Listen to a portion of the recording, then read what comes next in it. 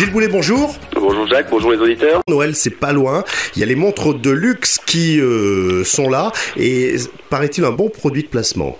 Oui, ça peut être un bon. Il y a quelques précautions d'usage à prendre. Il faut aussi un certain investissement parce que là, on arrive dans des prix assez élevés. Mais pour donner un exemple, en prix moyen, une personne qui aurait acheté dans l'an 2000 une montre pour 20 000 euros pourrait aujourd'hui en demander le triple. Donc ça se passe pas toujours comme ça. Il y a des hauts et des bas, mais l'exemple est déjà un peu impressionnant. Des montres, donc on connaît les noms comme Rolex, Audemars Piguet, Jaeger-LeCoultre, Patek Philippe, etc. Là, c'est des montres qu'on appelle à mouvement mécanique, c'est-à-dire qu'elles fonctionnent sans pile, elles sont pas quartz.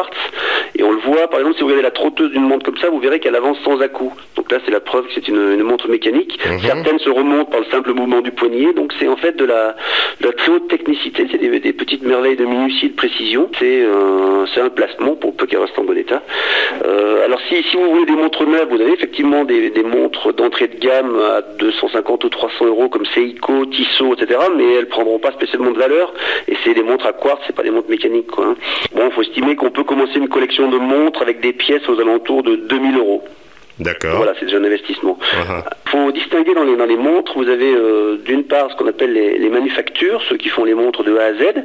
Donc là, c'est ce qui se fait de mieux au monde et c'est un prix qui peut être un peu inaccessible pour tout le monde. Les autres marques, par contre, ont recours à des sous-traitants, donc c'est toujours des montres mécaniques. Donc les pièces sont fournies, elles s'occupent que de la finition et du réglage. Donc certaines sont très travaillées et les pièces sont plus abordables. Là, c'est plutôt Tag Heuer, Breitling, des choses comme ça. D'accord. Alors il y a un autre point où faire très attention, c'est les contrefaçons. La Chine un peu remporte le pompon dans le domaine. C'est pas tellement des fausses Rolex, bon ça on peut les déterminer assez facilement, notamment avec l'astuce que je donnais pour le mouvement de l'aiguille. Mais vous avez des noms qui ressemblent à des noms européens, ça peut être Royal Swiss, Louis Boll, etc. Le principe étant qu'ils vous affichent un prix de 3 000 euros et ils vous offrent une promotion à 300. Ouais. Donc les gens achètent en fait le prix, la baisse de prix, mais ça vaut pas grand chose. Ouais, ça sent l'arnaque quand même. Vaut mieux éviter ça, oui. Et le dernier paramètre, c'est il faut pas confondre non plus avec ce qu'on appelle les montres de couturier.